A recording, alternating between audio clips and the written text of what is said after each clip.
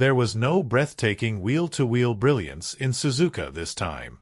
No heart-stopping final lap photo finish. No edge-of-your-seat magic between two titans trading blows under the cherry blossoms of Japan. No, the seismic tremor that rocked the Formula One paddock last weekend didn't erupt from a daring overtake or a masterclass in tire management. Instead, it emerged from something far more raw and revealing. The voices of Lewis Hamilton and Charles Leclerc cracking through the radio, carrying not just technical feedback but emotional weight, fatigue, discontent, and sharp-edged frustration. Suzuka didn't gift us a highlight reel of racing excellence. It handed us a reality check wrapped in static-filled team radio transmissions. This wasn't about lap times or pit-stop gambles gone wrong. What unfolded was the unraveling of trust, composure, and, perhaps most worryingly, a vision. The voice clips were not your usual mid-race chatter or telemetry-guided adjustments. No, what we got was unfiltered disillusionment broadcast in real time. Both Hamilton and Leclerc, seasoned warriors of the grid, let the world hear exactly what it feels like when the foundation beneath you begins to crack, not because of a mechanical failure, but due to something far more corrosive: miscommunication, mismanagement, and a growing chasm between cockpit and command center. Let's start with Ferrari. The Scarlet Machine that strutted into 2025 with promises of resurgence, bold proclamations of title contention, and the sleek confidence of the SF25's launch campaign, now seems to be spiraling just 3 races into the season. The optimism that once radiated from Maranello has dimmed, and nowhere was this more obvious than through the pained tones of Charles Leclerc during the Japanese Grand Prix. At a circuit like Suzuka, where car balance, aerodynamic harmony, and razor-sharp team strategy are non-negotiable, the Scuderia needed to show unity and execution. What we witnessed instead was a breakdown masked as functionality. Midway through the race, Leclerc was offered a change in engine braking settings by his engineer. It sounded innocuous enough. Technical. Routine. But Leclerc's reply didn't match the script. The tone was weary, the words clipped. It wasn't just about a brake bias adjustment. It was the sigh beneath his answer that said everything. They're not getting it. A war was unfolding, not with Max Verstappen or George Russell, but internally, within the heart of Ferrari itself.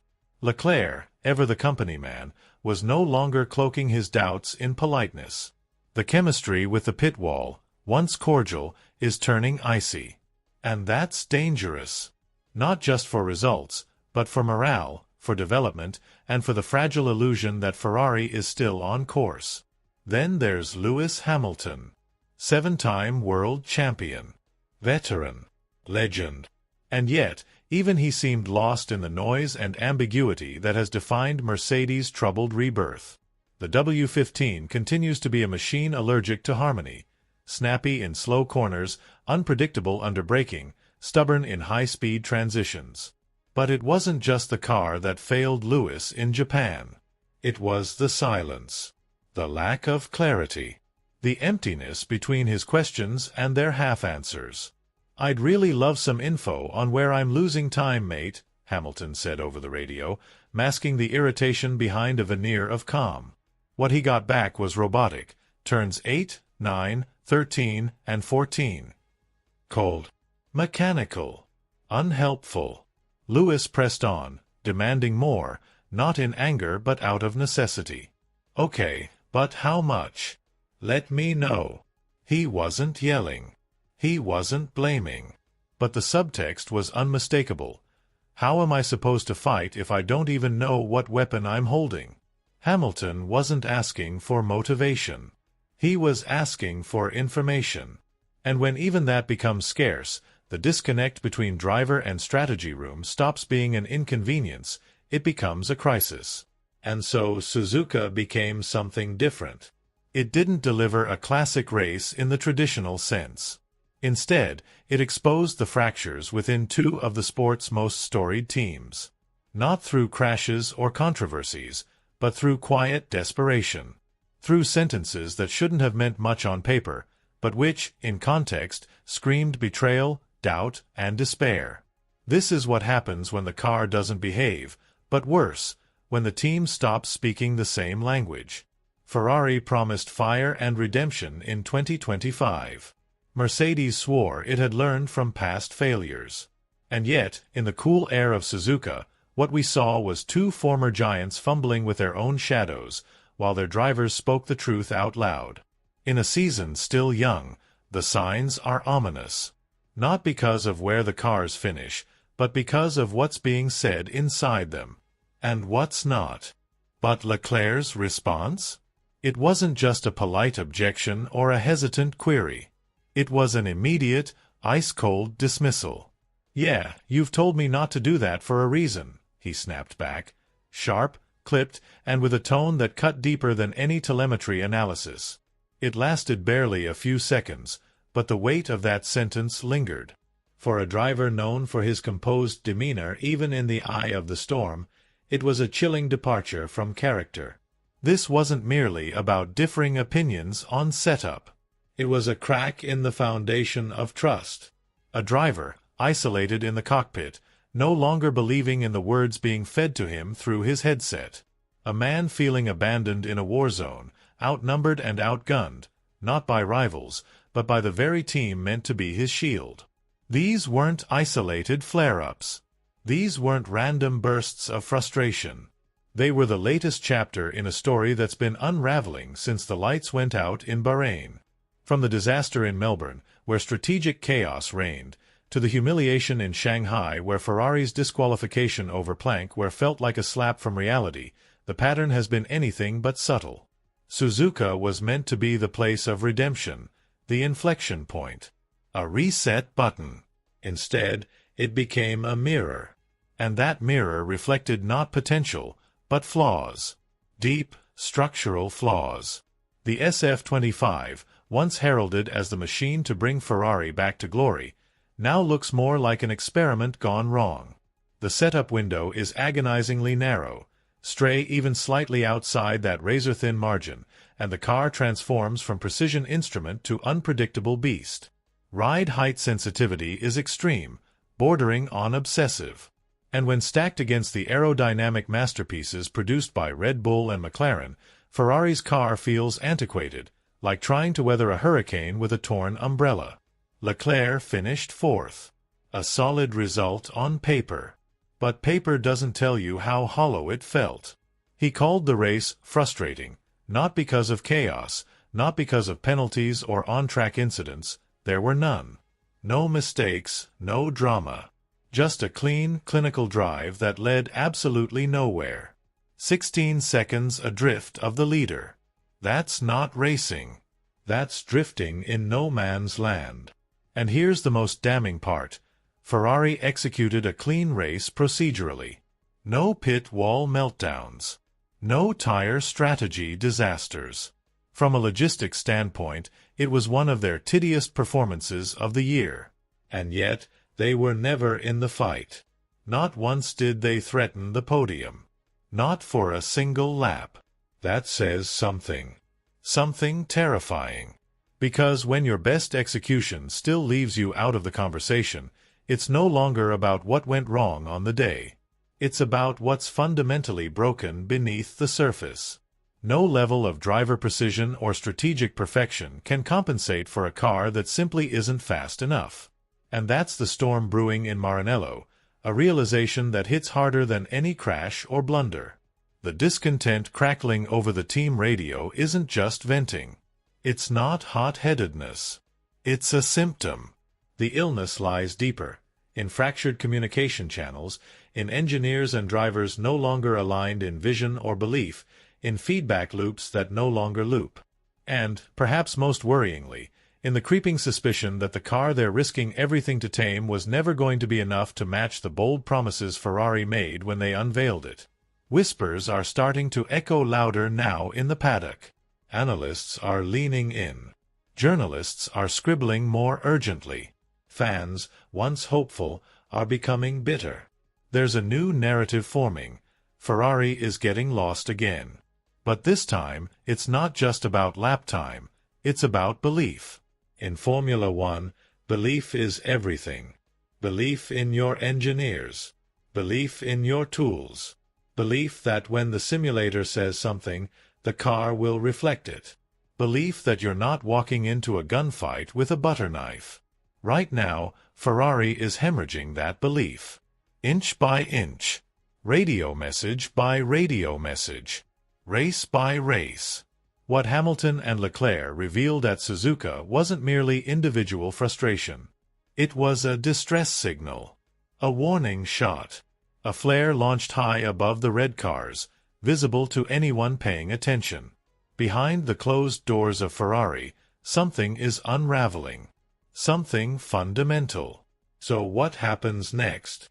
Will the Scuderia confront its internal fractures and find a path to coherence, or will we watch, again, as one of the sport's most legendary names drifts further into irrelevance while others surge forward with clarity and unity?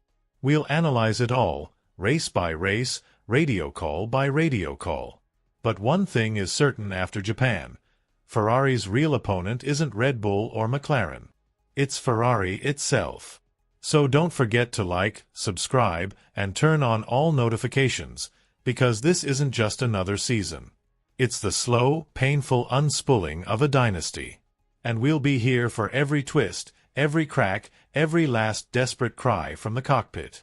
Once the symbol of perfection in motorsport, Ferrari now finds itself trapped in a maze of miscalculations, contradictions, and broken promises, a fall from grace that's becoming impossible to deny. Yes, Leclerc did acknowledge that the car felt balanced in Suzuka, at least in terms of handling. But the raw speed? It just wasn't there. His tone was subdued. The verdict was clear. There's no anger left. Just quiet resignation. And that might be the most dangerous sign of all. Leclerc's reply wasn't long, but it hit like a slap across the face. Cold. Final. Unapologetically blunt. Yeah, you already told me not to do it for a reason. It was barely a sentence, but the chill in his voice spoke volumes. For a driver praised for his composure in high-stakes chaos, that clipped tone revealed something far deeper than a tactical disagreement. This wasn't about engine settings or brake balance anymore. This was the sound of trust dissolving in real time. A pilot, left adrift in his own cockpit, no longer believing in the voices guiding him from the pit wall. A man who no longer felt like he was part of a team, but rather a lone soldier stranded in the heat of a battle, abandoned by his own commanders. And this wasn't some random outburst born of adrenaline. This wasn't a momentary lapse of composure. This was part of a pattern, one that's been lurking in the background since the season opener. Since that nightmare in China, where Ferrari was booted from the results sheet due to excessive plank wear. Since that absolute meltdown in Australia, where both strategy and pace fell apart like a house of cards in the wind. The trend is no longer speculative. It's becoming alarmingly consistent. Japan was supposed to be the reset button, the turning point, the weekend where the Scuderia found its footing and reminded the world that the fire still burned in Maranello. Instead, Suzuka became a spotlight, merciless and unflinching, illuminating every flaw in their concept, every misstep in execution. The SF-25 didn't just underperform. It exposed itself as a machine riddled with fundamental weaknesses. This car isn't forgiving. Not even slightly. The setup window? Minuscule. Stray just a hair outside the sweet spot and the car becomes unmanageable. The chassis reacts to ride height changes like it's walking a tightrope in hurricane winds. And when you stack it next to the slick, well-oiled packages from Red Bull and McLaren, Ferrari's machine looks primitive, outdated, like trying to stay upright in a typhoon with a broken umbrella. Leclerc crossed the line in fourth. On paper, a decent result. But the atmosphere around it was suffocating. No crashes. No penalties. No glaring errors. Just a smooth, surgical drive to nowhere. He finished over 16 seconds behind the race winner, not because of any incident, but simply because the car didn't have the legs to compete. That's not racing. That's isolation. The most damning part? Ferrari ran a clean race, operationally speaking. No strategic shambles. No miscommunication. No pit-stop blunders. In terms of execution, it was tidy. And yet, they were never in the fight. Never even close to putting pressure on the podium. That tells us everything we need to know. Because when your A-game isn't enough to keep you in contention, the issue isn't on the surface. It runs far deeper. No amount of precision from the driver or discipline on the pit wall can make up for a machine that simply doesn't belong at the front. And this is where things get truly unsettling for Ferrari. Those cold, bitter team radio moments, those flashes of human vulnerability, they aren't the problem. They're symptoms. The real illness lies in the cracks forming beneath the surface. In misaligned expectations. In broken feedback loops between the people behind the data and the ones behind the wheel. In the unsettling thought that the machine being pushed to its limits isn't just undercooked, it might never have been good enough to begin with. Not for titles. Not for redemption. Not even for belief. And belief is everything in Formula One. That's the quiet storm growing in the paddock now. The murmur among insiders. The whispers among journalists. The slow-burning outrage among fans. Ferrari is losing itself again. But this time, it's not just a deficit in lap time. It's a crisis of faith. Faith in the process. Faith in the team. Faith in the numbers coming out of Maranello. Faith in the promise that what the simulator says will be reflected in reality. Because right now, every step Ferrari takes seems to erode that faith further. What Hamilton and Leclerc gave us over the radio in Suzuka wasn't just venting. It wasn't just frustration. It was a red alert. A flare shooting into the night sky, warning that something inside one of the greatest institutions in motorsport may be collapsing. Not loudly. Quietly. In the space between questions and answers. In the moments where belief slips through the cracks. So, where do they go from here? Will the Scuderia confront its internal chaos and pull itself back together?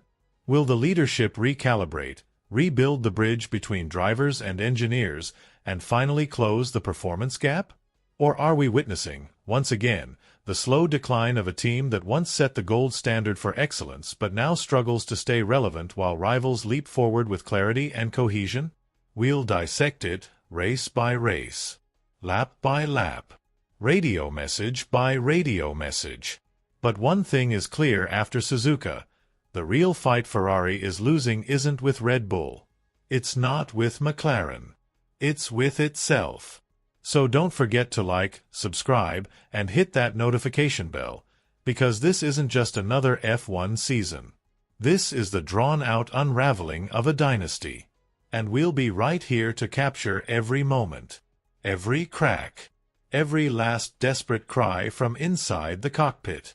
Ferrari, once the embodiment of Formula One perfection, now finds itself tangled in a web of technical misfires, inconsistent performance, and unmet expectations. A freefall that's becoming harder and harder to deny with each passing Grand Prix. Yes, Leclerc did admit that, for once, they nailed the car balance in Suzuka. But his voice also carried a painful truth. The pace just wasn't there. No fireworks. No excuses. Just the cold, heavy weight of reality. And perhaps the scariest part of all? He wasn't even angry. It wasn't just another technical issue. It wasn't a gearbox glitch or a rogue sensor spike. No, what surfaced in Suzuka had weight. Real weight. Even when everything appeared mechanically sound, the performance simply refused to show up. The car functioned. The systems were green. And yet, the speed never came. Lewis Hamilton, for his part, endured a weekend that must have felt like a cruel joke. Despite throwing everything he had at the track, every ounce of his talent, every thread of his experience, he couldn't even crack the upper half of the grid. 7th place. A respectable finish, maybe, for a rookie or a midfield team. But for Hamilton? For a man whose career has been defined by pole positions, record-breaking drives, and championship glory? It was a bitter pill to swallow.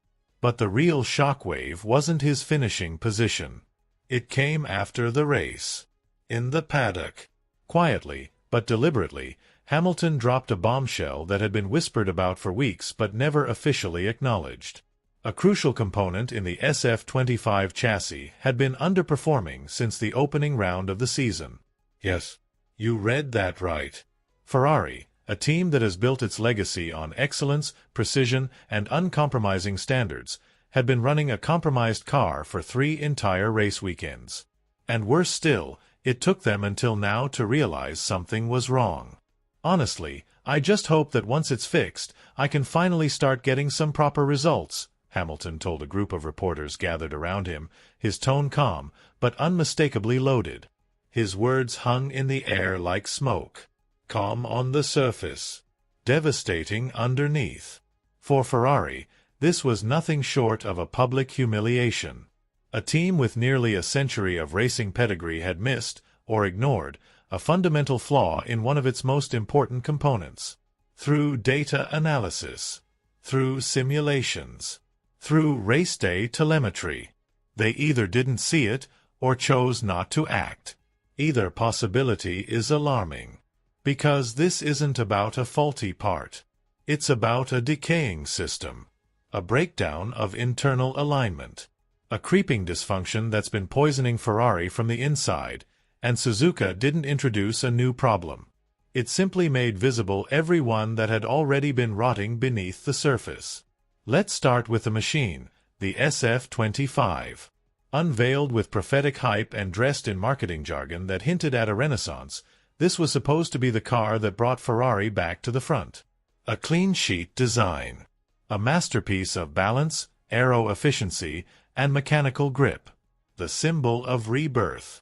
And yet, just 3 races into the season, that vision already feels like a memory.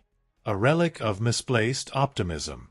Instead of progress, we've seen the return of familiar ghosts.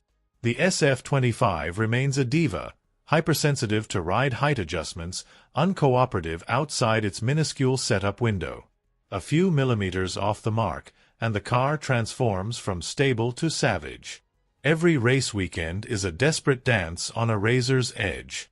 And now, with Hamilton's revelation about a flawed chassis component, we've crossed the line from performance woes into quality control failure.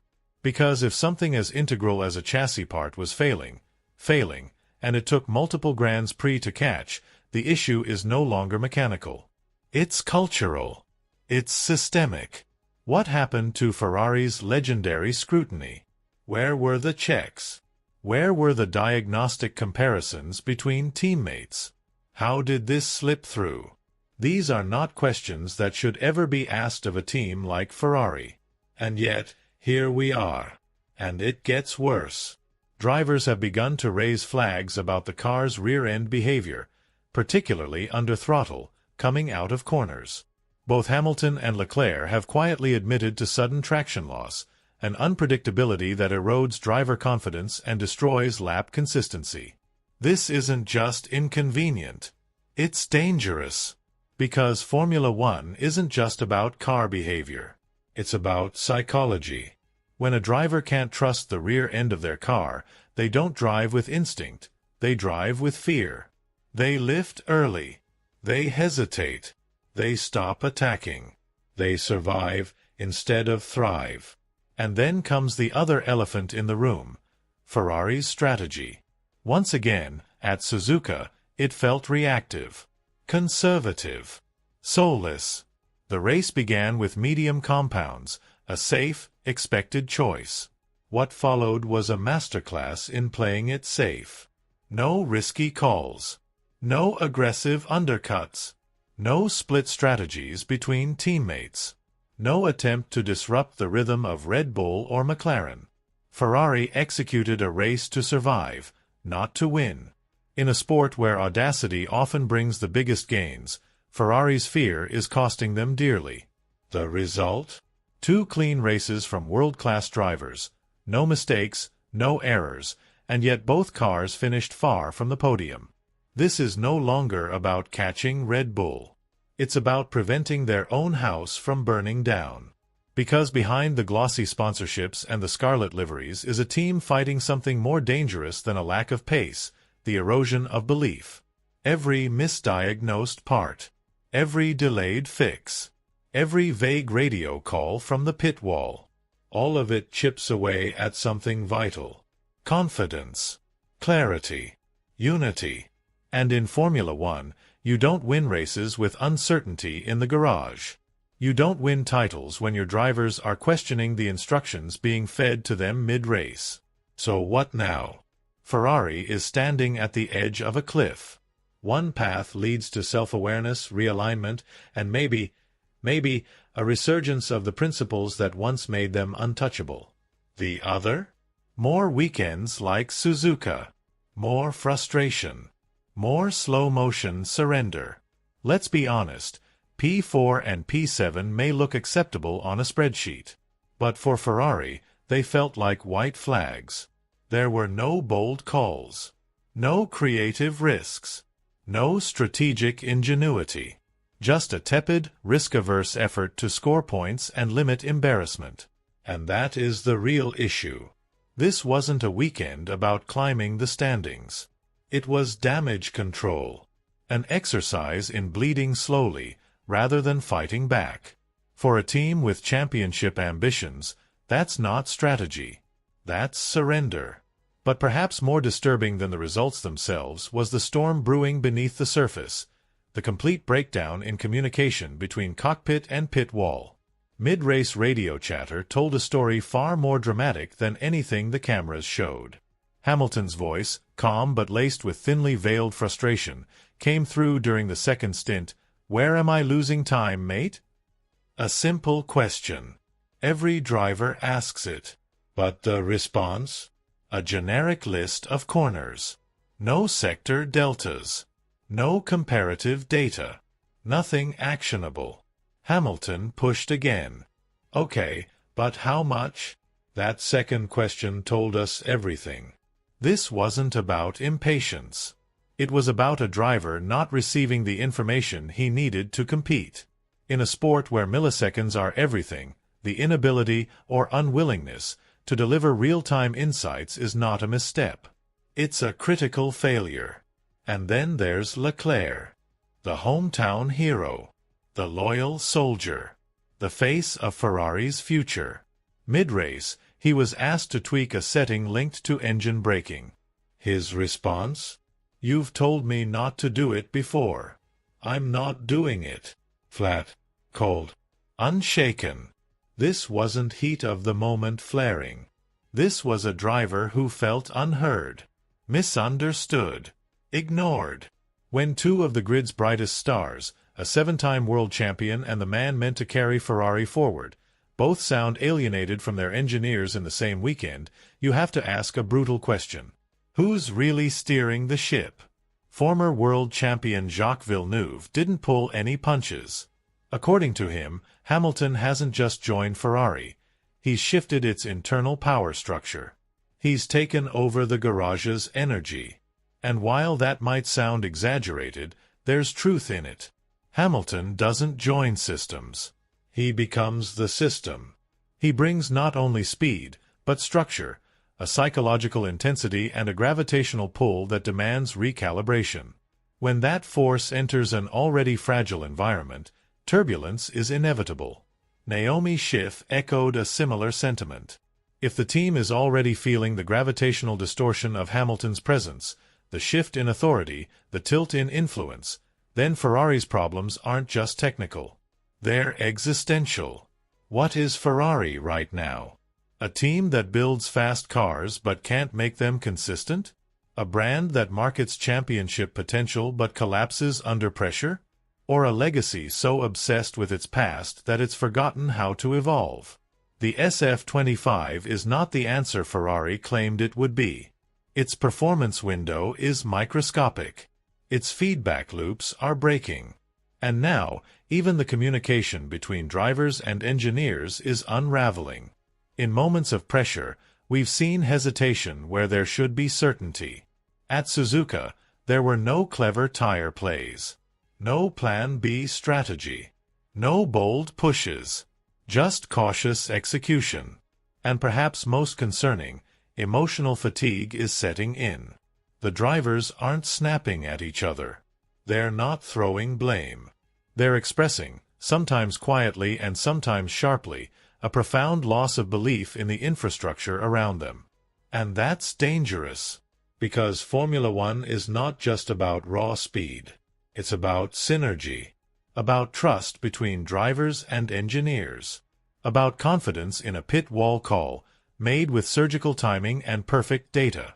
Right now, Ferrari feels like a machine operating in fragments, parts moving independently, no longer in harmony. If the Scuderia doesn't act fast, if it doesn't recalibrate, rebuild internal coherence, and most importantly, restore trust, then this won't be a championship season. It'll be another tragic entry in Ferrari's ever-growing list of what could have been. So here's the question we'll leave you with. What do you think is the root cause of Ferrari's unraveling? Is it the car's flawed design? Is it the pit wall's reactive, uninspired tactics? Is it the communication breakdown? Or something deeper? All of the above? Let us know in the comments. And if you're into this kind of raw, behind-the-curtain analysis, don't forget to smash that like button, subscribe, and turn on notifications. Because if this tension inside Ferrari keeps rising, the consequences won't just be time gaps. They could redefine the legacy of the most historic team in Formula One. This isn't about a few angry radio messages anymore. This is the beginning of something much bigger. And we're only at the start.